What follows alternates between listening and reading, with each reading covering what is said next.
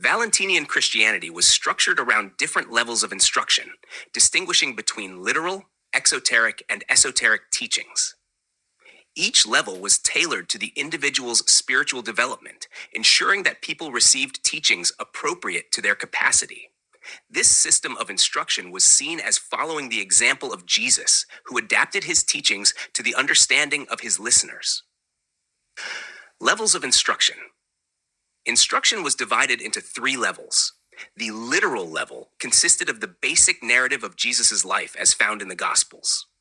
This was the most accessible and was given to those who were considered unready for deeper truths.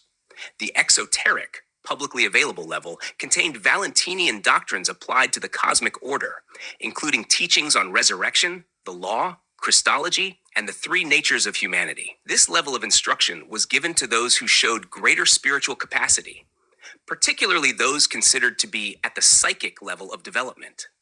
The esoteric level was the highest and most guarded, consisting of advanced teachings about the pleroma and the complex myth of the fall. Only those who had achieved a spiritual level of development were entrusted with this knowledge. These individuals were bound by the duty of silence, ensuring that esoteric knowledge was not disclosed to non-initiates, as noted by Tertullian. It is hard to get anything out of them regarding their teachings if you were perceived as hostile. Tertullian, Against the Valentinians, 1. The Valentinian approach required teachers to assess a person's level of understanding and provide instruction accordingly.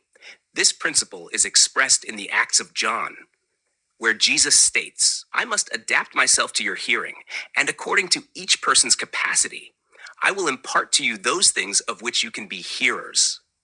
Acts of John 87. This idea is further elaborated in the Gospel of Philip, which uses the metaphor of different foods to represent different levels of instruction.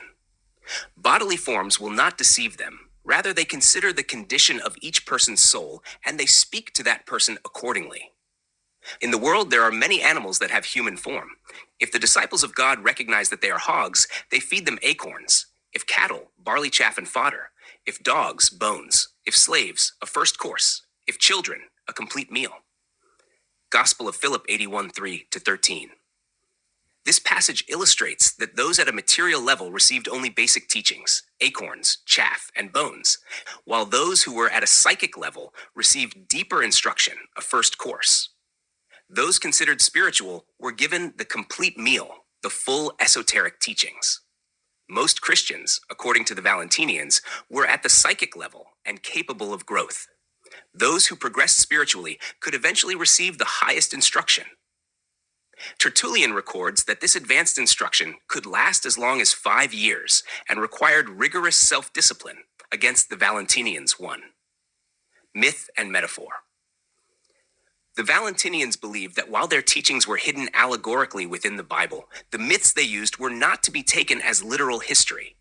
Instead, they were metaphorical tools used to describe profound spiritual realities that were otherwise inexpressible. The Gospel of Philip states, "Truth did not come into the world naked. Rather, it came in prototypes and images. The world will not accept it in any other form." Gospel of Philip 67:9-12.